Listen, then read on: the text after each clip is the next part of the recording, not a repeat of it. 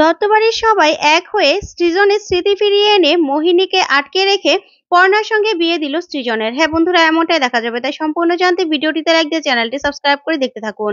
গল্পের শুরুতেই দেখা যাবে মোহিনী ঈশাকে ফোন করে, আর ঈশাকে ফোন করে বলতে থাকে, ম্যাডাম জি, কালকে আমার আর গিরধারীর বিয়ে। তখন ঈশা বলতে থাকে, তোমাকে আমি কখন থেকে ফোন করছি, তুমি ফোনটা ধরছিলে না কেন? তখন মোহিনী বলতে থাকে, আসলে ধরতে পারিনি, গিরধারী তো আমি ওকে এখানে কিডন্যাপ করে নিয়ে এসেছি শুনে খুব রেগে গিয়েছিল। তারপরে কত বুঝিয়ে শুনিয়ে ওর রাগটা আমি কন্ট্রোল করলাম, তাই তো একটু দেরি হয়ে গেছে। আর এখন না, গিরধারী আমাকে বিয়ে করতে রাজি হয়ে গেছে। তখন এই কথাতেই ঈশা বলতে থাকে, ঠিক আছে, কেউ যেন তোমাদের খোঁজ জানতে না পারে, বুঝতে পেরেছো? বিয়ের আগে যেন কিছুতেই পর্ণা তোমাদের অবধি পৌঁছতে না পারে। তখনই মোহিনী বলতে থাকে, চিন্তা করবেন না, আর কোনোদিনও ওই পর্ণার কাছে যাবেও না গিরধারী, আর কেউ গিরধারীকে আমার কাছ থেকে আলাদা করতে পারবে না। তখন ঈশা বলতে থাকে, তুমি শিওর তো? তখনই মোহিনী বলতে থাকে, হ্যাঁ, 100% শিওর। তারপরে ঈশা বলতে থাকে, ঠিক আছে, এবার কিন্তু তোমাকে সাবধানে থাকতে হবে বিয়ে পর্যন্ত। তখনই মোহিনী বলতে থাকে, গিরধারী বলেছে বাঙালি স্টাইলে আমাদের বিয়ে হবে। তখন ঈশা বলতে থাকে, এত নিচু না, আগে বিয়েটা হোক, তারপরে দেখা যাবে। তারপরে এই বলে ফোন রাখলেই দেখা যাবে পর্ণা, পুটি ওরা সবাই মিলে নিয়ে আসে অর্পণকে। তখনই অর্পণকে বসালেই সবাই ছুটে আসে। ওইদিকে অর্পণ ঠাম্মা ঠাম্মা করে ডাকতে থাকে। তখনই কৃষ্ণা এসে বলতে থাকে, দাদু ভাই, তুমি এসেছো? তোমাকে দেখে আমার কি যে ভালো লাগছে, কি বলবো, অনেকটা শান্তি পাচ্ছি। তারপরে পুটি বলতে থাকে, ভাই, তোকে কিন্তু ডক্টর একদমই বাইরে যেতে বারণ করেছে, বুঝতে পেরেছিস? তখনই পর্ণা বলতে থাকে, হ্যাঁ অর্পণ, তুই না এই দুদিন একটু বেরোবি না, আর একটু হাঁটাচলা কম করবি। তখন অর্পণ বলতে থাকে, ঠিক আছে মা, আমি ঠিক আছি, তুমি চিন্তা করবে না। তারপরে দেখা যাবে সেখানে ছুটে আসে তুহিনা, আর তুহিনা এসে অর্পণকে ধরলে অর্পণ ওর হাতটা সরিয়ে দেয়। তারপরে তুহিনা বলতে থাকে, কি হয়েছে অর্পণ, তুমি এরকম করছো কেন? আর জানো অর্পণ, যে তোমাকে বিষ দিয়েছিল না, সেই বাড়ি থেকে চিরতরে বেরিয়ে গেছে।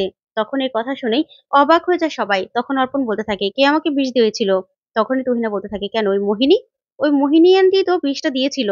তখন পুটি বলতে থাকে, ওই মোহিনী, মোহিনীকে তো বড় ঠাম্মা রান্নাঘরে যেতে দেখেনি। তখনই তুহিনা বলতে থাকে, আমি তো দেখেছি। যা শুনে চমকে যায় সবাই। তারপরে তুহিনা বলতে থাকে, হ্যাঁ, আমি দেখেছিলাম মোহিনী আন্টিকে। তারপরে পুটি বলতে থাকে, কই তুহিনা, তুমি তো তখন বললে না, তখন তো বললে না যে ওকে তুমি রান্নাঘরে দেখেছিলে? তখন তুহিনা বলতে থাকে, তখন না তাড়াহুড়ো মাথা থেকে বেরিয়ে গিয়েছিল, এখন মনে পড়েছে। তখনই পর্ণা তুহিনার দিকে অবাক হয়ে তাকিয়ে থাকে। তারপরে দেখা যাবে কৃষ্ণা বলতে থাকে, দাদু ভাই, তুমি ফিরে এসেছো, আমার খুব ভালো লাগছে। তুমি না এখন থেকে সাবধানে থাকবে। তখন অর্পণ বলতে থাকে, ঠাম্মা, আমার মা থাকতে আমার আর কিচ্ছু হবে না। তখন এই কথা শুনে পর্ণা সহ সবাই খুশি হয়ে যায়। তখনই কৃষ্ণা মনে মনে বলতে থাকে, বাবা, এই ছেলের আবার মাউন্ট প্রাণ হলো কবে থেকে? তারপরে ঈশা মনে মনে বলতে থাকে, কি ব্যাপার, অর্পণ আবার হঠাৎ মামা করছে কেন? কি ব্রেন ওয়াশ করেছে পর্ণা ওর? তারপরে দেখা যাবে পর্ণা বলতে থাকে, হয়েছে অর্পণ, এবার যা, একটু গিয়ে রেস্ট নে। তারপরে অর্পণকে তুহিনা ধরে নিয়ে যেতে চাইলেই অর্পণ তুহিনার হাতটা সরিয়ে দেয়, নিজে একা একা উপরে চলে যায়। তারপরে দেখা যাবে অর্পণ গিয়ে শুয়ে আছে। এদিকে পর্ণা সহ সবাই দাঁড়িয়ে আছে। তখনই ঈশা বলতে থাকে, আচ্ছা পর্ণাজি, অর্পণের বাবার কোনো খোঁজ পেলেন? তখনই পর্ণা বলতে থাকে, না, এখনো কোনো খোঁজ পাইনি। তখনই ঈশা বলতে থাকে, কেন, কোনো ক্লু কিছুই পাননি? তখন এই কথা শুনেই পর্ণা অবাক হয়ে যায়, মনে মনে বলতে থাকে, কি ব্যাপার, তুহিন আর মার এত কেন ইন্টারেস্ট, এত কেন জিজ্ঞাসা করছে উনি?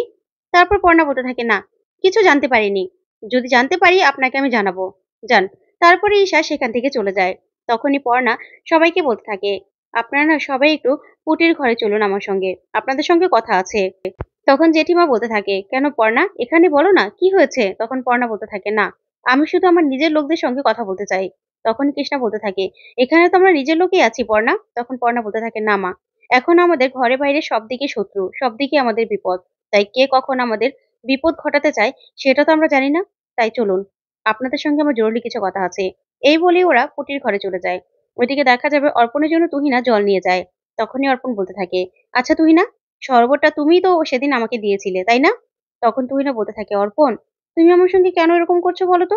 হসপিটালে গেলাম তখনও কথা বললে না, এখন কি তুমি এই জন্য আমাকে কাঠগড়ায় দাঁড় করাচ্ছ নাকি? তখন অর্পণ বলতে থাকে, শোনো তুহিনা, শরবতটা না তুমি আমাকে দিয়েছিলে, তাই তোমার ওই শরবত খেয়েই আমি অসুস্থ হয়ে গিয়েছিলাম। পরপর না অনেকগুলো ঘটনা ঘটেছে, দেখো না, না হলে তোমার সঙ্গে আমার তাড়াহুড়ো করে প্রেম, তারপরে তোমার বিয়ের জন্য জোর করা, তোমার সঙ্গে আমার বিয়ে হওয়া, আমার বাবা আরেকজন তার বান্ধবীকে নিয়ে আসা, তারপরে সে এসে পরপর আমার মাকে খুন করার অনেকবার চেষ্টা করলো। তারপরে আবার আমাকে। তাই এখন না কাউকে আর বিশ্বাস করতে পারছি না। তখনই তুহিনা বলতে থাকে, "অর্পণ, তুমি পরপর এই কথাগুলো কেন ভাবছো? আর তুমি কি আমাকে সন্দেহ করছো?" তখনই অর্পণ বলতে থাকে, "সন্দেহের বাইরে না আমি কাউকে রাখতে পারছি না। আসলে মৃত্যুর মুখ থেকে ফিরে এসেছি তো, তাই আমাকে এখন অনেক কিছু ভাবাচ্ছে। আসলে আমার বিয়েটা এমন তাড়াহুড়ো করে মায়ের কথা না শুনে করা একদম উচিত হয়নি।" যা শুনে তুহিনা পুরো চমকে যায় আর বলতে থাকে, "অর্পণ, তুমি এখন খুব টেনশনে আছো। স্ট্রেস পেয়েছো তো? তাই প্লিজ এরকম করো না। সব ঠিক হয়ে যাবে। এখানে বসো তো, বসো।" তারপরে অর্পণ তুহিনাকে বলতে থাকে, "তুহিনা, তুমি আমাকে ঠকাবে না তো? তুমি আমার সঙ্গে বিশ্বাসঘাতকতা করলে না, আমি না কাউকে আর কোনোদিনও বিশ্বাস করতে পারব না।" তখনই তুহিনা অবাক হয়ে অর্পণের দিকে তাকিয়ে থাকে। তখনই অর্পণ বলতে থাকে, "তুমি আমাকে ঠকাচ্ছ না তো তুহিনা?" তখনই তুহিনা মনে, মনে বলতে থাকে, "অর্পণ, আমি তোমাকে কি করে বলব যে আমি তোমাকে ঠকাচ্ছি?" তখনই অর্পণ বলতে থাকে, "কি ব্যাপার তুহিনা? কিছু বলছো না যে?" তখন তুহিনা বলতে থাকে, "না, না অর্পণ, এসব তুমি কি বলছো? আমি তোমাকে ঠকাবো কেন?" ঠিক তখনই ঈশা সবটা শুনতে পায়। আর মনে, মনে বলতে থাকে, ঠিক ওর মায়ের মতো হয়েছে। একদম কেমন প্রশ্ন করছে দেখো, মেয়েটাকে সন্দেহ করছে। হ্যাঁ, হবেই বা হবে নাই বা কেন? যেমন মা তেমনই তো ছেলে হবে। ওইদিকে দেখা যাবে সৃজন আর মোহিনী পুরোহিত মশাইকে ডেকে নিয়ে আসে। তারপরে পুরোহিত বলতে থাকে, "হ্যাঁ, হ্যাঁ, সবকিছু হবে। আসলে বিয়ের দিনই সকালবেলা ছেলের গায়ের হলুদ মেয়ের গায়ে উঠবে। তারপরে এই রিচুয়াল গুলো মানতে হবে।" তখনই সৃজন বলতে থাকে, "আরো বাকি সব রিচুয়াল গুলো মানতে হবে তো?" তারপরে পুরোহিত মশাই বলতে থাকে, "হ্যাঁ, শুভ দৃষ্টি, তারপর মালা বদল, ৭ পাকে বাঁধা, ৭ পাক ঘোরা, তারপরে সিঁদুর দান সবকিছু হবে।" তখন মোহিনী বলতে থাকে, "আচ্ছা, মঙ্গলসূত্র পরবো না?" তখন ঠাকুরমশাই বলতে থাকে, "হ্যাঁ, হ্যাঁ, পরবে তো।" তারপরে মোহিনী বলতে থাকে, "ইস! আমার কি যে ভালো লাগছে।" তারপরে সৃজন বলতে থাকে, "মোহিনী, কালকে থেকে তুই আমার নামে সিঁদুর পরবি। বুঝতে পেরেছিস? আর তো মাত্র কিছু ঘন্টা বাকি।" তারপরে পুরোহিত মশাই বলতে থাকে, "নিন, এই লিস্টের মধ্যে সব লেখা আছে। সবকিছু এনে বিয়ের মণ্ডপ সাজিয়ে সবকিছু রেডি করে রাখবেন। আমি এসে বিয়ে দেব।" তখনই সৃজন বলতে থাকে, "ঠিক আছে।"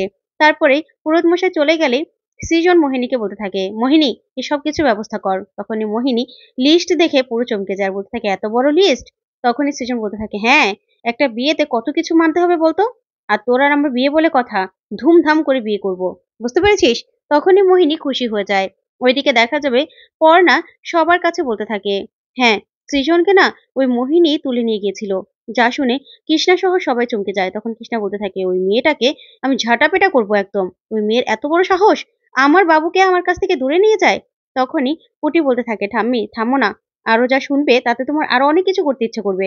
তারপরে পর্ণা বলতে থাকে, "আসলে মা, মোহিনী না আমাদের সবার কাছ থেকে সৃজনকে দূরে সরিয়ে দিতে চাইছে সারা জীবনের জন্য। সেটারই ব্যবস্থা করছে।" তখন এই কথা শুনে সবাই চমকে যায়। তখনই কৃষ্ণা বলতে থাকে, "কি বলছো তুমি? কি করে ও আমাদের কাছ থেকে দূরে সরাবে? ওর এত বড় সাহস?" তখন পর্ণা বলতে থাকে, "মা, কালকে মোহিনী গির্ধার সৃজনকে বিয়ে করছে।"